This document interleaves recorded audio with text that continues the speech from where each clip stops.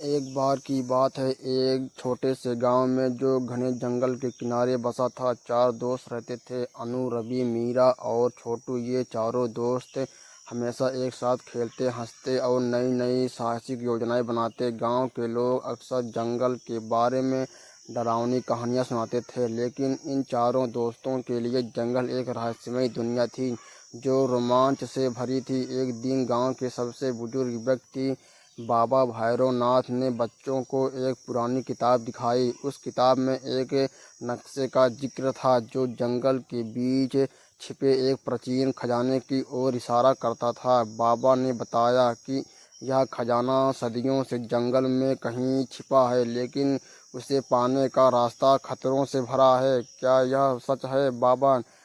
अनु ने उत्साह से पूछा। हाँ मेरी बच्ची, बाबा ने मुस्कुराते हुए कहा, लेकिन खजाने तक पहुंचने के लिए साहस, बुद्धि और दोस्ती की ज़रूरत होगी। बस यहीं से शुरू हुई हमारी बच्चों की कहानी। चारों दोस्त ने फैसला किया कि वे इस खजाने को ढूंढने जंगल में जाएंगे। असली सुबह सूरज उगने से पहले वे अपने छोटे छोटे बैग में रोटी, पानी की बोतल और एक मशाल लेकर जंगल की ओर निकल पड़े।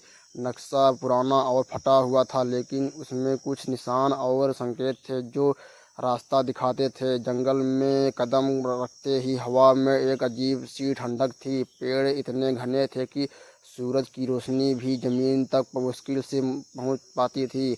रवि, जो सबसे नन्हा लेकिन सबसे नटखट था, उन्होंने कहा कि यह जंगल तो जादुई लगता है, क्या पता यहाँ भूत भी हो। मीरा ने उसे चिढ़ाते हुए कहा, मैं अरे भूत वूत कुछ नहीं होता, बस पहला संकेत नक्शे में एक विशाल बरगद के पेड़ की ओर इशारा करता था। चारों दोस्त उस पेड़ तक पहुँचे जो इतना बड़ा था कि उसकी जड़ें किसी किले की दीवारों जैसी लगती थी। पेड़ के नीचे एक पुराना पत्थर था जिस पर कुछ प्राचीन अक्षर लिखे थे। अनु, जो पढ़ने में तेज थी, अन्य अक्षरों को पढ़ने की कोशिश की। यह लिखा है, साहस का रास्ता चुनो, डर का नहीं। तभी पेड़ की जड़ों के बीच से एक गहरा गड्ढा दिखाई दिया। छोटू ने उत्साह में उसमें झांकने की कोशिश की, लेकिन अचानक एक जोरदार आवाज़ आई, जैसे कोई भारी चीज़ ज़मीन पर गिरी हो। दोस्त डर गए, लेकिन अनु ने कहा, हमें डरना नहीं है, यह हमारी बच्चों की कहानी का पहला इम्तिहान है।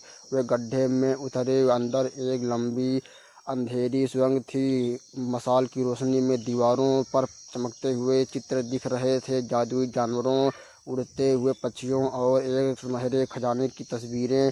सुरंग के अंत में एक बड़ा सा दरवाज़ा था जिस पर एक पहेली लिखी थी, मैं हूँ वह जो रात में चमकता, दिन में छिप जाता, मेरे बिना नक्शा अधूरा, मुझे ढूंढो तो खजाना पूरा। राज्य चारों दोस्त सोच में पड़ गए। यह क्या हो सकता है?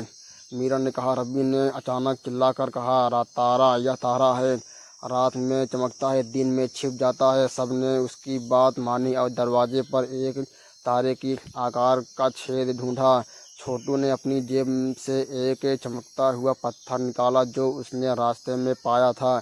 उसने उस छेद में फिट किया और दरवाज़ा खुल गया। दरवाजे के पीछे एक विशाल गुफा थी जिसके बीच में एक सुनहरा संदूक चमक रहा था। दोस्तों की आंखें चमक उठी, लेकिन जैसे ही वे संदूक की ओर बढ़े, गुफा में अचानक हलचल मच गई। दीवारों से अजीब सी छायाएं उठने लगी। ये छायाएं जादुई प्राणियों की तरह लग रही थी जो खजाने की रक्षा कर रही थी। यह क्या है? छोटू डरते हुए बोला। शांत रहो, अनु ने कहा, हमें अपनी बच्चों की कहानी में साहस दिखाना होगा। तभी एक छाया ने मानव रूप लिया और बोली, तुमने यहाँ तक का रास्ता तय किया, लेकिन खजाना केवल वही ले सकता है जिसका दिल सच्चा हो।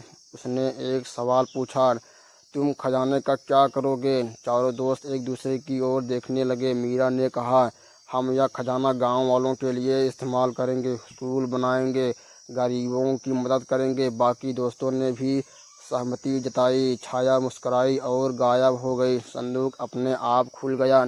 अंदर सोने चांदी के सिक्के, हीरे जवाहरात और एक प्राचीन किताब थी। किताब में लिखा था कि असली खजाना दोस्ती और साहस है। चारों दोस्तों ने खजाना गांव लाकर बाबा भैरवनाथ की सौंप दिया। गांव में स्कूल बना, बच्चों के लिए खेल का मैदान बना और सभी खुशहाल हो गए।